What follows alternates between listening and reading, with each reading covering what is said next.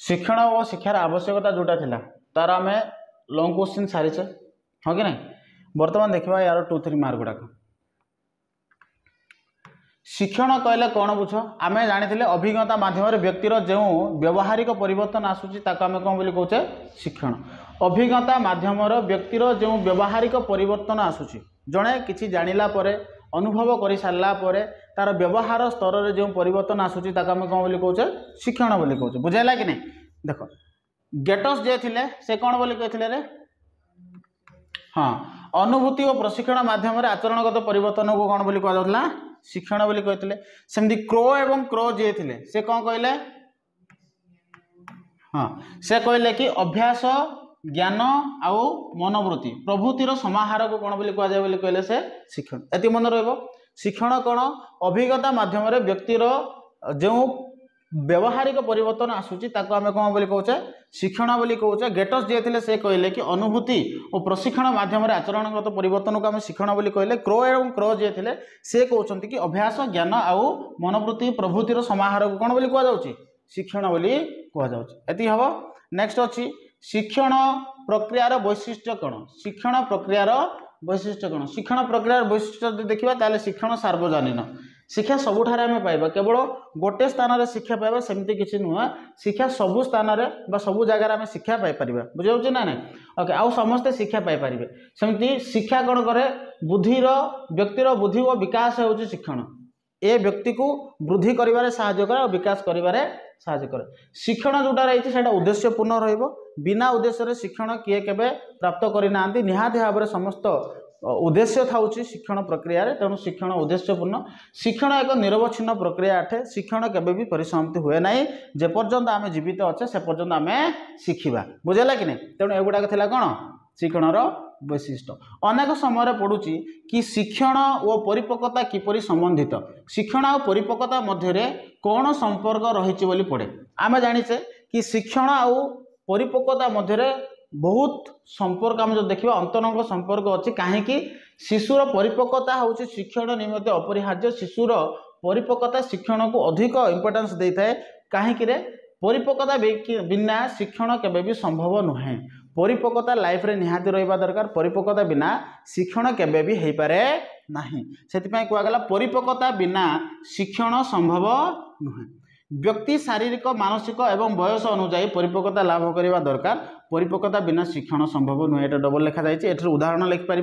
जड़े शिशु जे छुआ थिला बा छोट थिला से समय आमको जदि ताकू जदि कहबा कि गोटे बकेट रे पानी धरिकी जीवा पई कुआजिबो ताहले सी हुए तो से बकेट रे थिबा पानी को बा बाल्टी रे थिबा पानी को नहीं पारिबो नाही कारण तार शारीरिक स्तर रे से परिपक्वता लाभ करी नाही। तो यार उदाहरण दे पारिबो एटा हबो शिक्षण आ परिपक्वता किपरि संबंधित हबो शिक्षण आ परिपक्वता मध्य एक गुरुत्वपूर्ण संबंध रही शिक्षण पाई परिपक्वता निहाती दरकार कहीं से कहूँ शारीरिक स्तर में हो मानसिक स्तर में हो बा बयस अनुजाई हो परिपक्वता से लाभ करवा दरकार। जदि आम शारीरिक स्तर में जब कथा कहूँ जमी जड़े छुआ जो छान था जब बाल्टी पानी नापी जब कह बड़ बाल्टी से नहीं पार ना कारण तार शारीरिक स्तर में परिपक्वता ना तेणु शिक्षण परिपक्वता निहाती भाव में एक गुरुत्वपूर्ण संबंध रही आम कहीपर बुझेगा कि नहीं। तापर कहुई परिपक्वतार अर्थ कौन बुझेगा परिपक्वता आम क्या कहवा देख बयस अनुजाई शिशुर शारीरिक मानसिक और दैहिक स्तर में कार्य कर दक्षता को आम परिपक्वता बोली कहवा। बयस अनुजाई शिशुर शारीरिक स्तर है मानसिक स्तर है बा दैहिक स्तर है कार्य कर जो क्षमता अच्छी कार्य कर जो दक्षता अच्छी ताको आम कौन बोली कहचे परिपक्वता बोली कहले बुझेगा कि नहीं। परिपक्वता बिना मनुष्य कौन कार्य को सठिक भाव में कर जदि तुम शरीर में मानसिक स्तर में बा दैहिक स्तर में जदि परिपक्वता नहीं ताहले तुम कौन भी कार्य को सठिक भाव में कौन कर परिचालना कर व्यक्ति को कार्य करने सक्षम करता कौटारे शिक्षण सॉरी किए परिपक्वता परिपक्वता जदि अच्छी ताले तुम सठिक भाव में कार्य कर। उदाहरण देख ये जड़े 5 वर्षर पिला को आम जदि 5 बाल्टी पानी आने कहवा तेबे से पानी आनी पार ना कारण तार शारीरिक बा शरीरता को कार्य करने सक्षम होना तार जो शरीर अच्छे से शरीर ताको कार्य करने सक्षम हो ना से सक्षम नहीं कि से 5 बाल्टी पानी आनी पार जदि सही काम जदि गोटे 20 वर्ष पिला को जदि कह जाए ताहले से कौन कर पारिबो सही कार्य को करि पारिबो हाँ ना नहीं। तेणु आम या कहि परिबा कि परिपक्वता शिक्षण पई अपरिहार्य। परिपक्वतार डेफिनेशन हम तो परिपक्वता कहले कौन रे से कहूँ बयस अनुसार शारीरिक स्तर में हो मानसिक स्तर में हो बा दैहिक स्तर में कार्य करिवार दक्षता को आम कौन बोली कहचे परिपक्वता। एति हवा जाक एटा मु दे मेटेरियल ठीक अच्छे। देख नेक्स्ट अच्छी शिक्षण को प्रभावित करुवा उपादान गुड़िक आलोचना कर कौन कौन एमती उपादान अच्छी जो उपादान गुड़िक क्या प्रभावित करुच्ची शिक्षण को। देख अनेक गुड़ा उपादान अच्छी जे कि शिक्षण को प्रभावित करुच्ची से मध्यरु जदि देखिबा शारीरिक स्वास्थ्य गोटे अन्यतम। कौन रे शारीरिक स्वास्थ्य जदि आमर जदि शरीर जदि स्वास्थ्य जदि भल न रहिबो ताहले आमे कार्य करिया पई कोन आम भितर आग्रह सृष्टि हेबो नै। तेणु शारीरिक स्वास्थ्य होउची अन्यतम जे शिक्षण को कौन करछि प्रभावित करुच्ची। सेमती आ कोन शिक्षण समय निर्दिष्ट हेबा दरकार। आमे शिखिबा को टाइम रे एदर मॉर्निंग रे तुम भलरे पढ़ी पारिबो नले इवनिंग रे भलरे पढ़ी पारिबो। मॉर्निंग एंड इवनिंग को छाड़ी देला परे बाकी समय जदि तुमको पढ़िबा पई जदि कुआ जिवो सेही समय तुम पई उपयुक्त समय नुहे बुझौछि ना नहीं। कहीं नुहे कारण से समय समस्त जीवन जेहेतु कौन कार्यमय जीवन समस्ते कार्य जाती समस्ते साउंड हुए सब आम कहीपर कि से समय आम एथि उपयुक्त नुह से टाइमिंग ही ठीक ना केतबेले आमको रोषे करार अच्छे केतबेले खाइबार अच्छे केतबेले गाधोइबार अच्छे विभिन्न कार्य आम व्यस्त रहू आ से समय आम कनसंट्रेट करके पढ़ी पारिबा नहीं। सो दैट आम सबुठु उपयुक्त समय कौन हम सकाळ आउ संध्या समय बुझौछि ना नहीं। तेणु समय मध्य निर्दिष्ट भाव में शिक्षण को कौन करुच्ची रे प्रभावित करुच्ची। सेमती खाद्य आउ पानीय मध्य शिक्षण को प्रभावित करा दे बा खाद्य आउ पानीय मध्य कौन करता शिक्षण को प्रभावित करे। जेमती कुआ जाए ना जेमंत भोजन सेमंत मन आम जमती क्या भोजन करवा तो आमर मन मध्य कौन हम से प्रकार बुझेगा कि नहीं। खाद्य आ पानीय शिक्षण निमित्त अत्यंत आवश्यक। शिक्षण उत्तम खाद्य और उत्तम पानीय कार्य करने सहायक करता है। आम जब भल प्रकार खाद्य खाइचे आ भल पानीय जब पीचे आम कार्य करने सक्षम होगा। आम जब खराब खाद्य खाइचे ताले हुए तो आम पेट खराब हो जाए आमर देह असुस्थ हो पारे तो सही समय आम ठीक भाव में काम कर। तेणु शिक्षण को प्रभावित करुवा उपादान किए किए हेले शारीरिक स्वास्थ्य है शिक्षण गोटे निर्दिष्ट समय होगा दरकार। सेमती पानीय हेब खाद्य और पानीय बयस मध्य शिक्षण को बहुत मात्रा प्रभावित करता है। कहीं तुमर जो बयस अच्छी से बयस मध्य तुम जब शिखि पार ना ताहले लाइफ रे आउ केबे भी शिखि पारिबो नहीं। से भी गोटे कारण हो पारे जे कि शिक्षण को प्रभावित करुच्ची बुझेगा कि नहीं। देख शिक्षण एक निरंतर बा निरवच्छिन्न प्रक्रिया आपको बुझाओ बोली से पचारे। तेणु शिक्षण गोटे निरवच्छिन्न प्रक्रिया बोले आम केमिति कहि परिबा। देख शिक्षण वास्तव में एक निरवच्छिन्न प्रक्रिया हाँ कि नहीं रे। आम जितेबाला जन्म होचु सेठू ही आमर शिक्षण स्टार्ट होची कथा कहवा है चलवा है बुझे ना नहीं। प्रत्येक जिनस आम कौन करूँ जितेबाला जन्म हो से समय ही आमर शिक्षण स्टार्ट हो जाए केते पर्यंत जे पर्यंत आम मरी ना। प्रत्येक मोमेंट आम किसी ना कि शिखुचे यह जीवनव्यापी प्रक्रिया अटे। जीवन सबू समय आम शिक्षण लाभ कर कौन स्तर में बाधा प्राप्त हुए एमती किसी समय ना जो समय मध्य शिक्षण परिसमाप्त हो सबू समय आम किसी ना कि शिखि था से आम कहीपर कि शिक्षण होउछि एक निरवच्छिन्न प्रक्रिया अटे हम ये। नेक्स्ट देख इंद्रियानुभूति किपरि शिक्षण को प्रभावित करे। इंद्रिय केमिति शिक्षण को प्रभावित करुच्ची। देख आम जो कहवा आमर जो इंद्रिय अच्छी इंद्रिय केतटी अच्छी रे 5टी अच्छी ताकू पंचेन्द्रिय बोली कहुए। आखि कान नाक पाटी जीभ आउ आमर जो स्किन अच्छी चर्म जो अच्छी बुझेगा कि नहीं। आखि कान नाक पाटी आउ चर्म तो 5टी जो इंद्रिय अच्छी ये 5टी इंद्रिय कौन करता है आमर शिक्षण को बहुत मात्रा प्रभावित करता है। जमीती आम कहीपर कि प्रत्यक्ष ज्ञान समस्त प्रकार ज्ञानात्मक शिक्षण प्रथम पाहच बोली कहुए। प्रत्यक्ष ज्ञान माने कौन आम कौन जिनस जो देखुचे कौन भी जिनस आम जो कौन करूँ देखुचु से जिनस को देखिक आम जो शिखु ताकू कहुए कौन प्रत्यक्ष ज्ञान। परोक्ष ज्ञान कहले आम जी अन्यठू शुणा आ जाना तो ताको आम परोक्ष ज्ञान बोली कहुचे। प्रत्यक्ष ज्ञान सबुठ बहुत बड़ गुरुत्वपूर्ण भूमिका बहन करता है कौन शिक्षण प्रत्यक्ष ज्ञान बुझेगा कि नहीं। आम जो देखा शिक्षण परिमाणर प्रत्यक्ष ज्ञान उपर निर्भर करें केते शिखुचे ताहा डिपेंड करुच्ची कौन प्रत्यक्ष ज्ञान उपर आम केते परिमाण शिखिले आमको जो शिखागला सेटा आम केते परिमाण शिखिचे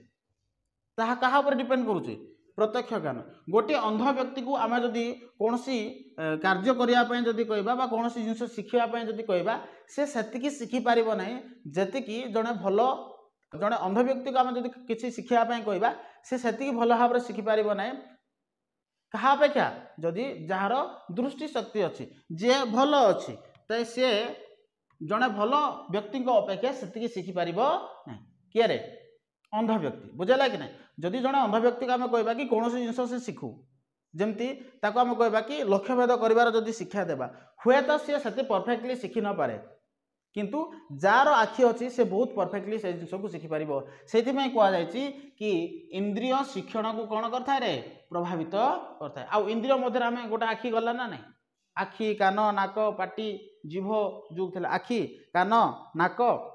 हाँ कि नहीं जीभ पाटी तो नहीं आखि कान नाक जीभ आउ चर्म तो ये जो आम कहे जो आखि जोटा रहा ये शिक्षण को कौन करुच्चे प्रभावित करुच्चे बुझेगा कि ना। नेक्स्ट देख नेक्स्ट देखिए शारीरिक स्वास्थ्यर किपरि शिक्षण को प्रभावित करे आम जो शारीरिक स्वास्थ्य आम पूर्व भी आलोचना कले शारीरिक स्वास्थ्य एक गुरुत्वपूर्ण भूमिका बहन करता है कौन शिक्षण प्रक्रिया कहीं अरिस्टोटल जी थे से कहले कि सुस्थ शरीर रे सुस्थ मनर सृष्टि हुए आम शरीर जदि सुस्थ रहा कि आमर मन कौन हम सुस्थ रही सुस्थ शरीर रे सुस्थ मन सृष्टि होता है बुझेगा कि नहीं सुस्थ शरीर कौन सृष्टि होची सुस्थ मन सृष्टि होची व्यक्तिर शरीर जदि सुस्थ न थाए तबे से कार्य करने इच्छा प्रकाश करे ना हाँ कि नहीं मनकर मत ज्वर हो काश हो हाँ कि नहीं मुंड बथा हो हेडेक हो तो मुझे कौन सी जिनस एत परफेक्टली करें ना जमीक सुस्थ थिला बेले करुचे तेणु स्वाभाविक भाव में आम यह कहीपर कि शरीर स्वास्थ्य शिक्षण को बहुत मात्रा प्रभावित करुचे आमर जो शरीर अस्वस्थ हो जाऊँगी से समय आम कौन भी कार्य करने आम भितर प्रथमतः आग्रह आसुना हाँ कि नहीं तापर एमती आमर हेडेक हो कि मुंड बथा हो कि ज्वर हो ये गोटे कारण जे कि आमको कौन करुच्ची प्रभावित करुच्ची शिक्षण को प्रभावित करुच्ची बोली आम कहीपर बुझेगा कि नहीं तापर देख जदि आम अधिक दिन धरिकी जदि पीड़ित है फॉर एग्जांपल तुमर 3-4 दिन जदि तुम धरिकी जदि पीड़ित हेल ताले 3-4 दिन तुम जदि देह असुस्थ होकर रहा ताले 3-4 दिन भितर तुम असुस्थता कारण तुम जी शिखिबार थो से तुम शिखिपार ना तेणु आम यह कहीपर कि शारीरिक स्वास्थ्य गुरुत्वपूर्ण भूमिका बहन करता है कौन शिक्षण में बुझेगा कि ना आउ कौन कही क्लांति बा अवसाद किपरि शिक्षण को प्रभावित करे आमर जीवन जो क्लांति आसूची बा अवसाद आसूची ये शिक्षण को केमिति प्रभावित करुच्ची बोली प्रश्न करुच्ची बुझेगा कि नहीं आम देख मनर शांति बा मनर क्लांति बा अवसाद आसिले ताहा मांसपेशी बा इंद्रिय सठिक भाव में कार्य करिवो नै आम जदि हालिया हो जावा नै कि आम कौन भी कार्य को ठीक भाव में करिपारिबा नाही हैला अनेक व्यक्ति समय स्थान भाव जोगु चलाचल असुविधा होची सेमति गृह परिवेशर अभाव जो सूर्यालोकर अभाव जो से कौन यातायातर असुविधा होची विभिन्न प्रकार अपुष्टिकर खाद्य खाइबा जो मन में कौन हो शारीरिक स्तर हो बा मानसिक स्तर में हो से क्लांति आसूची तो यह कौन करता कि यह शिक्षण प्रति प्रभाव पकई थाए अर्थात आम जो अवसाद हो जाऊ आम जो टायर्ड हो जाऊ से टायर्ड समय आम कौन कार्य करने चाहूँ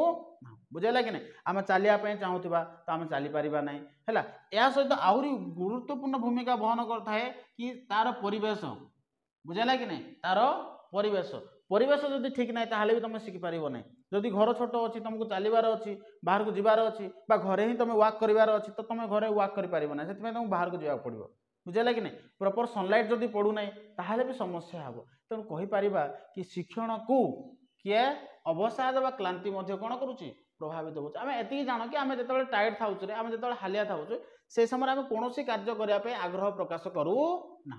बुझेगा कि नहीं आपको आम कहीपर कि ये शिक्षण को कौन करुच्ची प्रभावित करुच्ची सेमती शिक्षण समय किपरि शिक्षण को प्रभावित करा देख शिक्षण समय मु कहली कि आम प्रत्येक जिनस शिखा समय इधर सकाळे नले कौन संध्यार सकाळे शिखा ना संध्यार शिखा यहाँ हूँ सबुठ ठीक समय आम बुझेगा कि नहीं कहीं सकाळे जोटा रोचे से समय आम शोक उठुचे जो आमर मन शांत था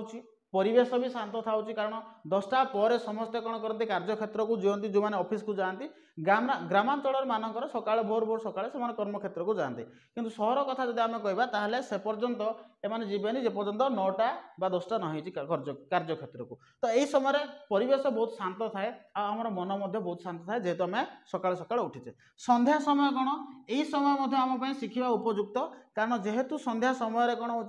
परिवेश धीरे धीरे कौन हो रात्रि आड़ को गति करुच्ची तेणु परिवेश धीरे धीरे शांत होगा लगे संध्या होगा हेतु समस्ते निजर कर्मक्षेत्र घर को फेरवे तेणु जो मैंने भी सब कर्मक्षेत्र को जाऊे जो नॉइज होता जो शब्द होता से आ शब्द हेब